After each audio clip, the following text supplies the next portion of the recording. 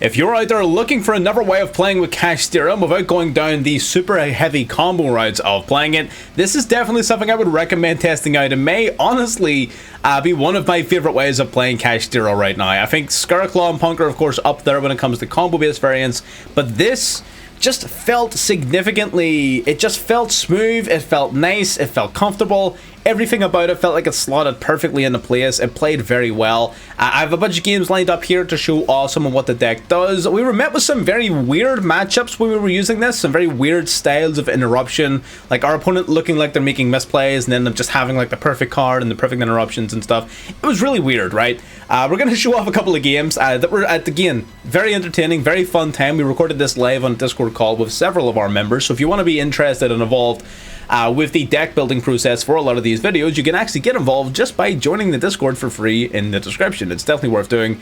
The deck basically centers around the idea of shutting down and destroying your opponent's entire extra deck. You're going to send all of their extra deck cards from the extra deck to the graveyard or to the banish pile in order to shut down the majority of the decks that see success on the ladder. You're going to do that through the Albazoa, through the Maximus, through things like your Ritual Monsters. All of these cards will destroy and decimate your opponent's extra deck one by one, including of course your Kashtira Unicorn, the classic example.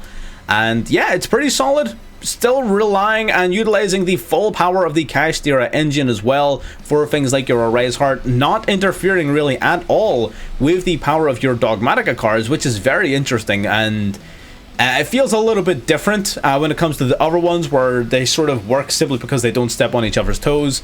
This one definitely felt a little bit more comfortable, so I loved playing this. I really did. I'm definitely going to be playing it more, especially off camera, but this deck's an awful lot of fun. So if you're a fan of Kashtira, you're a fan of Dogmatika, I would definitely recommend picking this up. Plus, it doesn't hurt to break out the Royal Albazoa, right? Card is stunning. So we got a few replays lined up. We're going to do a deck profile card for card at the end for those who are unfamiliar with the deck type in general. We're going to talk about the combos as we're going through the gameplay. So if you're interested in this style of content or anything else really that we do here, be it this or our live streams or anything else at all, you can of course subscribe to the channel. It's free. If you're interested in Master Duel content, I've got you. If you subscribe, you'll see it every single day.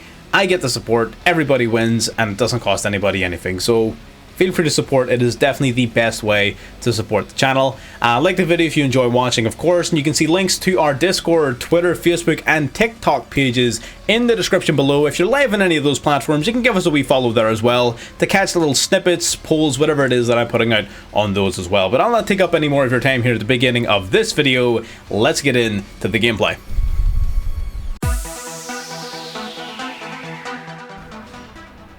Alrighty, getting in here to our first game, and our opponent didn't really have very much to say here going first. Now, I was tempted to just not use this game because, you know, well, they just passed turn one, so how useful of a barometer can this game possibly be in evaluating the effectiveness of the deck, right? So I sort of thought I was just going to skip over this one, and then shit got weird. They go for the Maxi here, of course. We're going to meet the Maxi with an Ash Blossom because as far as I can see, I'm going to start popping off, right? I'm going to start doing some stuff, and I don't want to play with a Maxi, so we're going to banish Chaos Ruler from his extra deck. That's stage 1 to the extra deck destruction. Grabbing Theosis just to be met with Droll and Lockbird. That shuts down our Fenrir Surge, that shuts down our Nadir Servant, that shuts down everything. Very unfortunate, so we simply pass turn. It's as easy as that. We could have swung and did like 2,500 damage. After the Droll, I sort of forgot that we were going second. Small misplay from us, but ultimately it didn't really matter. They are going to meet our Maxi with a Gamma. They're actually playing Gamma, and they happen to open it in their 60 card deck. Gotta respect it. So they're going to negate our Maxi. We're going to meet that with another Unicorn, banishing the Romulus from their extra deck this time, taking out and sniping key resources at their disposal. Because we've already taken out the Chaos Ruler, they no longer have an effective level 8 synchro to go into, so they choose the Borreload Savage Dragon. They're going to go Battle Phase, taking out the Fenrir here before we can do anything. They basically just needed a monster big enough to get over the Fenrir. Going into the Collapsibin, they're going to link that off into the Striker Dragon here. Striker Dragon and the Black Dragon activating their effects simultaneously. essentially. Chain Link 2 adding the White Dragon to the hand, and the Striker Jazz is going to search for the Royal Rare Boot Sector Launch. Beautiful card right there. Love to see it. Summoning out the White Dragon by banishing the Black Dragon, linking 2 under the Heretic Seal. Now they're going to use the White Dragon to search for the Black Dragon, running 2 copies of it in their main deck. That's totally fine. They're going to bring out the Red Eyes Black Metal Dragon, bringing back the Striker so they can go into the Goddess, getting rid of our Unicorn as well. Very interesting play. And passing back to us. So this has already been a bit of a roller coaster of a duel here, but our opening hand is absolutely phenomenal. We're going to go for Fenrir here. Fenrir grabbing the Raise Heart from the deck. We're going to go Raise Heart. We don't care about the Exceed Lock at all because we're playing Dogmatika. Banishing a card, going into number 11, Big Eye. That is now my Underworld Goddess. We're going to steal that to the field. Nadir Servant going to send the Garura to search the Ecclesia. Garura draw 1, really useful effect off the Nadir Servant. We're going to go Ecclesia now, special summon, using an effect to search our deck for the Maximus. Then Maximus summoning itself out to the field by banishing the Garura. Going to send an additional 2 cards from their extra deck to the graveyard, and I'm pretty sure that was close to lethal on board. It would have been lethal if we attacked with Unicorn last turn, but I think they had enough to survive. But we also had the ability to Ritual Summon into our White Knight and put enough damage on board for game. So all in all, we had the ability to decimate their extra deck. We had the Graveyard Revival Negate that we stole from them. Really cool game. Again, weird. You're going to notice in the other replays as well, it's just weird interactions, weird negates, weird cards. We had some just strange matchups when we were playing this deck. But again, the deck was too fun and too smooth and too nice not to upload. So again, do with that information as you will. Let's get into game 2.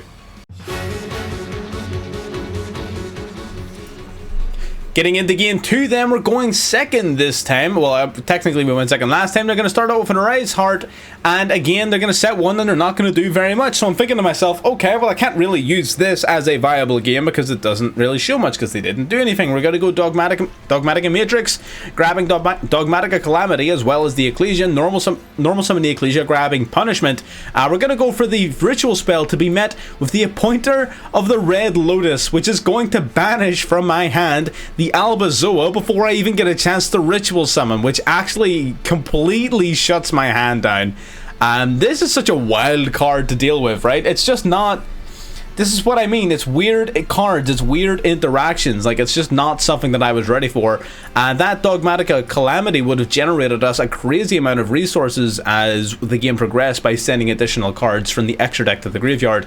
So it's unfortunate, but we're not exactly out of the game yet. They're going to go for the Ash Blossom here. We pop it. We're not going to use the Intis to pop the Ash Blossom because we want to keep a monster on his board just in case he had like a Unicorn or Fenrir or anything like that in his hand. He did, however, have the Tillamook's Kashtira, so it would have been beneficial for us to take out the Ash Blossom. We're going to meet that with a Max C here just to draw even 1 or 2 cards off of our opponent here. Every little bit definitely adds up. Summoning out the Tillamook's Kashtira, they're going to use its effect to mill from our deck. Then they're going to Synchro Summon into Baron de Fleur, going for Raigeki of all cards, going to wipe out our Ecclesia. Remember, Ecclesia cannot be destroyed by battle, or is it just by battle? Yeah, by an extra deck monster. He could technically have used Baron's effect, but I think he wants to use that on the back row. Going to set the Harpy's Feather Duster for next turn off of his talents here. Going to go Baron de Fleur, targeting Called by the Grave to destroy. We're going to use that on the Tillamook's Kashtira then, just while we can, essentially.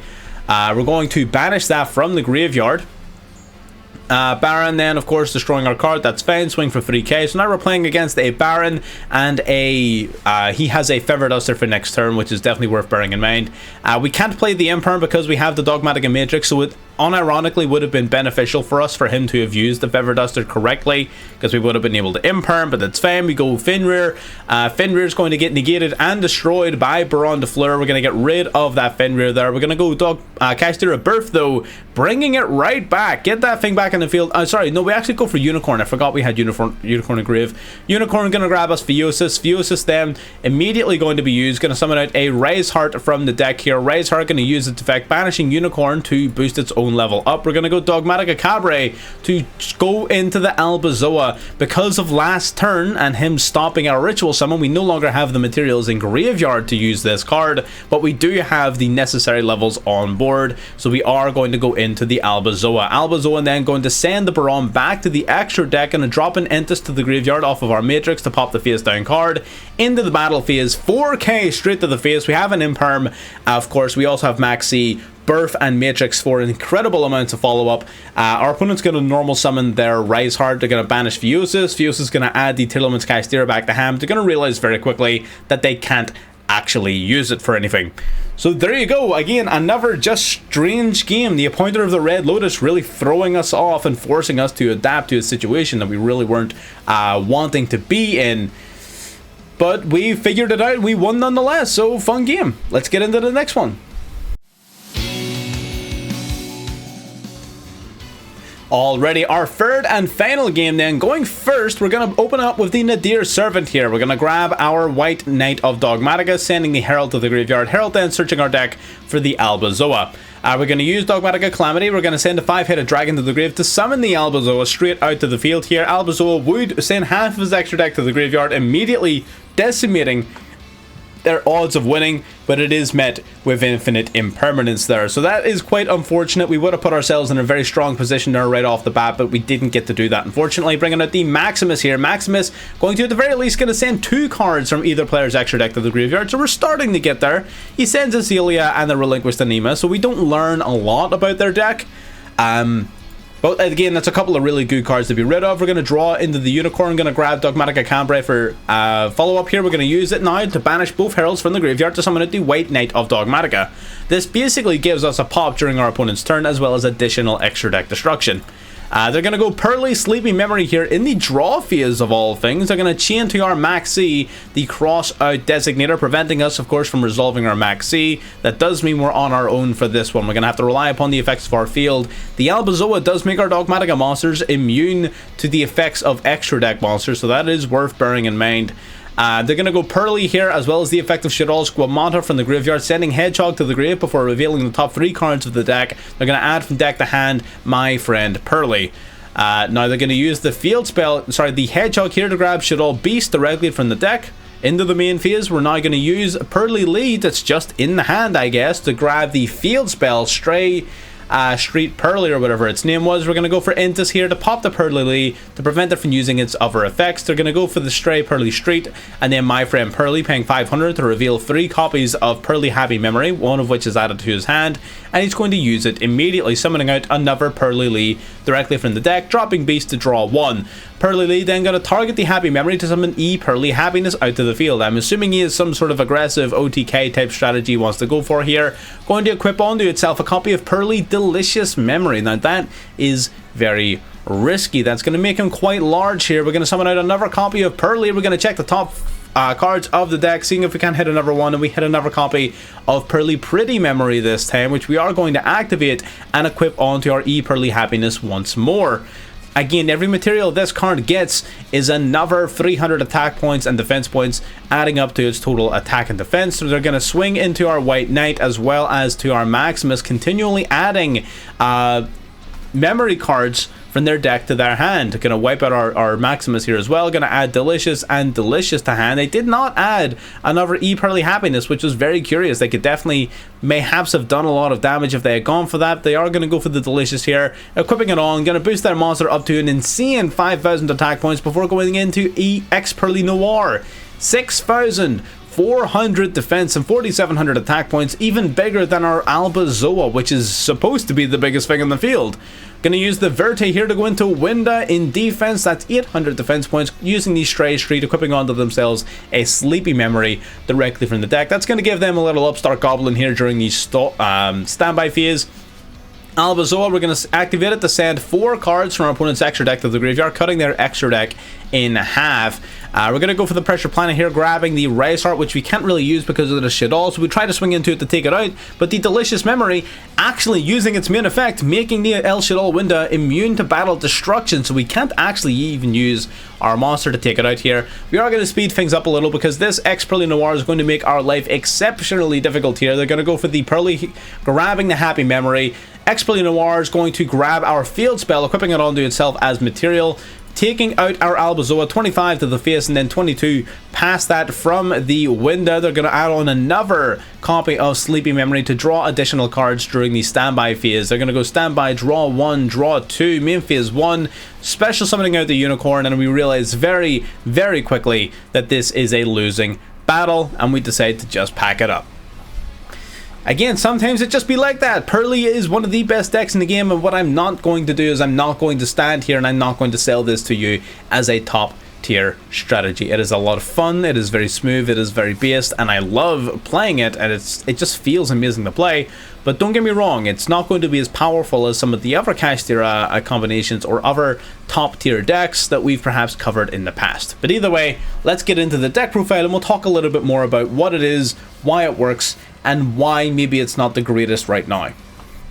Alright, so here we are in the deck profile portion of the video here. We're going to start with the hand traps, of course, removing them so that we can get an idea of what exactly it is we're looking at. So we've got, of course, the triple maxi as per usual, Ash Blossom as per usual, double call by, and single cross out. We are also, of course, running the double infinite impermanence, which is a pretty solid hand trap right now. We had some room for it, so why not? You could also put thrust in there, maybe play a target or two. But that is entirely up to you. We've got the Kashtira package. Again, same Kashtira package that we include in any of our hybrids. I'm not going to spend a ton of time talking about these cards because I've done it in every other Kashtira video. So you can check back if you want to see more about these cards, but they're very straightforward.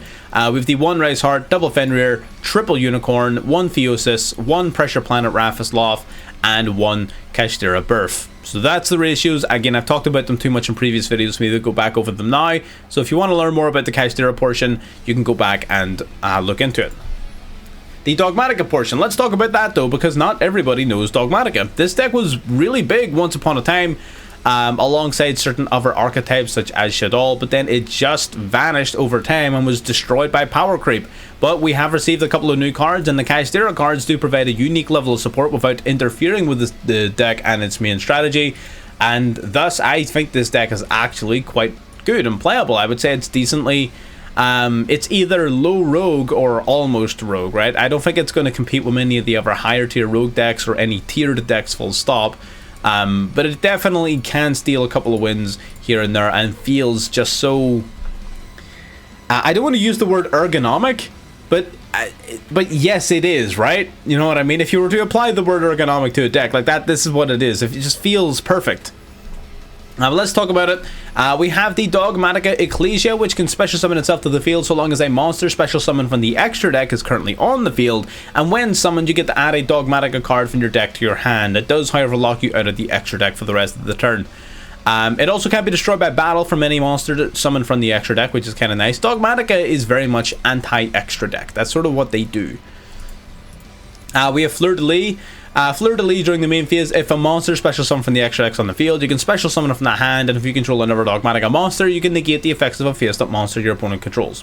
Basically, it just is a hand trap negate, right? If you have a Dogmatika, your opponent summons stuff from the extra deck, you summon this, negate one of their cards. If a Dogmatika monster declares an attack, all Dogmatika monsters you control gain 500 attack permanently. Now each effect of course is once per turn, but the extra attack ones definitely help a lot. It brings your Albazoa from 4k, which is definitely very strong, don't get me wrong, but 45 is a lot stronger than 4000, so it definitely is necessary. Plus some of your other monsters really do need the boost. Ecclesia Maximus down to 15 need all the help they can get. This card goes to 3k, which is absolutely amazing, and your ritual monsters again need just as much help as they can possibly get. Speaking of Maximus, you can special summon a card from your hand by banishing a Fusion, Synchro Exceed, or Link monster from the graveyard. And during the main phase, you can activate this to send 2 monsters with different names from your extra deck to the graveyard, and your opponent does the same. Now, the thing is, a lot of the cards in our extra deck generate us advantage in the graveyard, which is why we're happy enough to do that, but it also brings down the total number of cards available to your opponent in their extra deck. So, definitely worth playing. I think Maximus is absolutely amazing, and for sure, again, just really helps out that deck destruction aspect of the deck. I mean, if you look at it logically, right, you summon an Albazoa, you can get rid of 7 cards out of your opponent's extra deck right away, right? So there's 7 gone, they'll get 8 left. Some Maximus, they've got 6 left. Use Unicorn, they've got 5 left, and they haven't even had a turn yet. They haven't even had a turn, and they've got 5 cards left in their extra deck, which is insane. And that's not even considering the possibility of the White Knight resolving. You go into your opponent's turn, they've got 5 cards, well now they've got 4, well now they've got 3. If you open Matrix, now they've got 2, right? It's just absolutely criminal. You can reduce your opponent's extra deck to 2 cards in the space of a turn and a half. It's just incredible. I'm getting sidetracked anyway. The ritual monsters. So the white relic of Dogmatika. If it's ritual summon, target 2 face-up monsters on the field. 1 monster gains attack equal to the others. Any level 8 or higher Dogmatika monster you control cannot be destroyed by battle. If a monster is special summoned from your opponent's extra deck, you can look at their extra deck and send 1 monster from it to the graveyard. Kind of decent, kind of mid. It's not exactly game breaking. Next we have the White Knight of Dogmatika, which if your opponent activates a card or effect, any card or effect at all, not specifically one frame, you can send a monster from your extra deck to the graveyard, and then you look at your opponent's extra deck and send one of their cards to the graveyard, which is a good way of sniping the extra deck.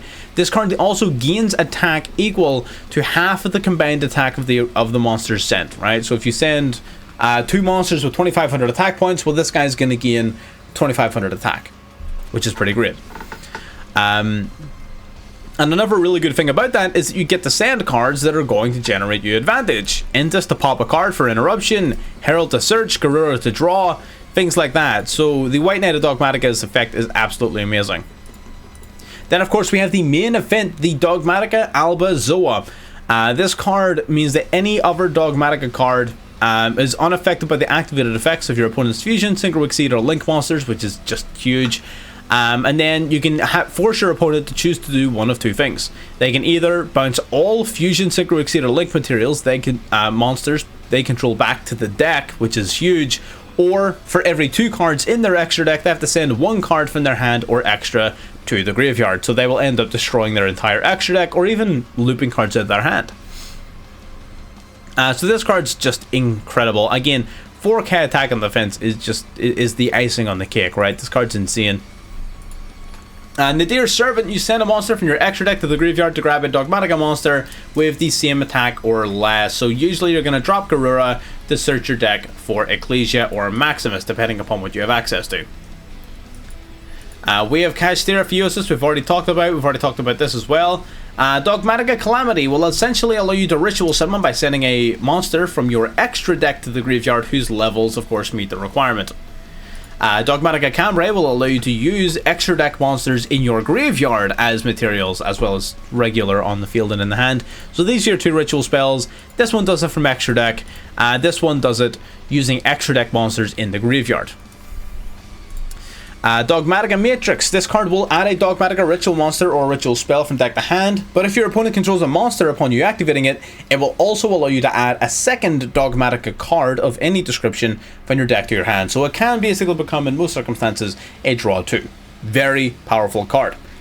If you also happen to control a Dogmatika ritual monster, once per turn you can look at either player's extra deck and drop an additional card. Again, just destroying the extra deck. You don't even need to rip out their whole extra deck. You just need to hit the key cards, right? The utility pieces, the choke points, you need to hit their boss monsters, whatever it is you need to hit. But generally speaking, you can slow down or shut down most decks by sniping very key targets in their extra deck. And the last main deck card, of course, is Dogmatika Punishment, a card that most of us are familiar with. Target a monster in the field, send a monster from your extra deck to the grave with greater attack points, and then destroy that card, and then you also get to reap the benefits of whatever card you send to the grave. Speaking of which, let's get into the extra deck, which is super ridiculously simple. Entis, Garura, and Herald exist to be sent to the graveyard. Entis, when sent to the grave, will pop a card. Garura will draw 1, and Herald will search your deck for a ritual, monster, or spell. That's simple. The 5-headed dragon exists here because of Dogmatika Calamity. You need to have a level 12 monster in your extra deck to send to the graveyard for the summoning of Alba Zoa. So we need to have at least 1 level 12. We run doubles just because a unicorn is the thing, but you can get away with 1. That's for sure. We have Big Eye to steal monsters, Shangri-La, and a Rise Heart for our Kashtira plays. Again, I've already talked about these super in-depth. I'm not getting back into it. You can check my previous video for more info. We have the AA Zeus, just in case we need to steal an opponent's monster or go into a Zeus of our own. And lastly, Donner. Donner is here exclusively for if you get hit with Imperm or, not Imperm, sorry, Nibiru or anything of that description which clogs your field of a monster that you don't want there. Donner can be used as a generic way of emptying your board and allowing you to go into your Kashtira plays. So that is it. That is the full deck. Dogmatika Kashtira really isn't that complicated. It's not like super top tier or anything like that. Don't get me wrong. I'm not trying to sell this to you as if like this is the way to play Kashtira. It absolutely is not, but it's an absolute blast if you love playing Dogmatika, or if you just want to change a pace from the regular super combo sort of speed style of Kashtira. This is a nice way to take a step back, get some classy wins, play some almost old school Yu-Gi-Oh back and forth. This deck is just so fun. It's comfortable. There's no clashes, there's no issues. Everything about the deck just seems to fit so nicely, and it just feels great. So that's my thoughts and opinions on the deck. You can let me know what you think down in the comments below, or even hopping into the Discord would also let you do the same thing. Facebook, Twitter, TikTok, Discord, all of that in the description below. If you're interested, you want to get more involved in the community as we grow in the early stages, you can of course join any of those. Any little bit of support helps. The biggest way to support though is definitely subscribing or joining as a member. And with that, I'll see you in the next one. Bye bye.